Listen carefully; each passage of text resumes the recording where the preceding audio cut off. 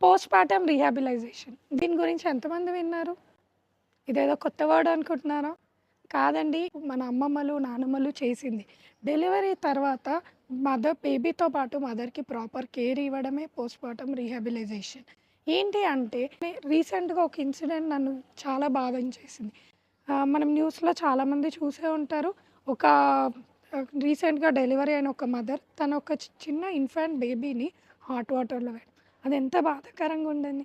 ఏ తల్లి అయినా వాంటెడ్‌గా తన బేబీకి హార్మ్ చేస్తదా? ఈ ప్రకృతి మొత్తంలో బిడ్డ గురించి ఆలోచించే మొదటి వ్యక్తి ఎవరైనా ఉన్నారంటే అది తల్లే.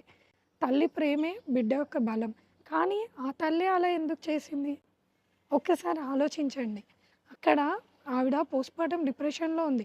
ప్రెగ్నెన్సీ టైం నుంచి మూడ్ స్వింగ్స్ వల్ల, దాని వల్ల చేంజెస్ వస్తాయి. అలాంటి టైంలో మనం ప్రాపర్ గైడెన్స్ తీసుకోవాలి. నేను హ్యాపీగానే ఉన్నాను అని అనుకోవచ్చు. కానీ ఒకసారి రీచెక్ చేసుకోవాల్సిన అవసరం ఎంతైనా ఉంది.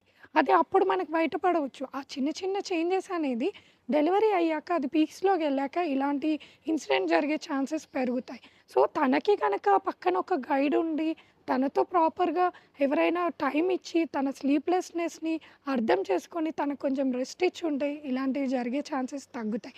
సో, ప్రతి ఒక్కరు కూడా పోస్ట్‌పార్టమ్ రీహాబిలైజేషన్ కోసం అవేర్‌నెస్ తెచ్చుకోవాలి.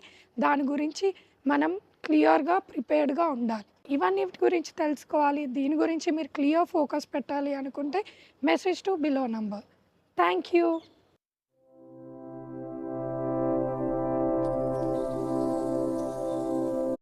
Postpartum rehabilitation. దీని గురించి ఎంతమంది విన్నారు? ఇదేదో కొత్త వర్డ్ అనుకుంటున్నారా? కాదండి. మన అమ్మమ్మలు, నానమ్మలు చేసింది. డెలివరీ తర్వాత బేబీతో పాటు మదర్‌కి ప్రాపర్ కేర్ ఇవ్వడమే పోస్ట్‌పార్టమ్ రీహాబిలైజేషన్. ఏంటి అంటే రీసెంట్‌గా ఒక ఇన్సిడెంట్ నన్ను చాలా బాధించేసింది. మనం న్యూస్‌లో చాలామంది చూసే ఉంటారు. ఒక రీసెంట్‌గా డెలివరీ అయిన ఒక మదర్ తన ఒక చిన్న ఇన్‌ఫాంట్ బేబీని హాట్ వాటర్‌లో వేయడం. అదెంత బాధాకరంగా ఉండండి. ఏ తల్లి అయినా వాంటెడ్‌గా తన బేబీకి హార్మ్ చేస్తదా? ఈ ప్రకృతి మొత్తంలో బిడ్డ గురించి ఆలోచించే మొదటి వ్యక్తి ఎవరైనా ఉన్నారంటే అది తల్లే. తల్లి ప్రేమే బిడ్డ యొక్క బలం. కానీ ఆ తల్లే అలా ఎందుకు చేసింది? ఒక్కసారి ఆలోచించండి. అక్కడ ఆవిడ పోస్ట్‌పార్టమ్ డిప్రెషన్‌లో ఉంది. ప్రెగ్నెన్సీ టైం నుంచి మూడ్ స్వింగ్స్ వల్ల, దాని వల్ల చేంజెస్ వస్తాయి. అలాంటి టైంలో మనం ప్రాపర్ గైడెన్స్ తీసుకోవాలి. నేను హ్యాపీగానే ఉన్నాను అని అనుకోవచ్చు. కానీ ఒకసారి రీచెక్ చేసుకోవాల్సిన అవసరం ఎంతైనా ఉంది.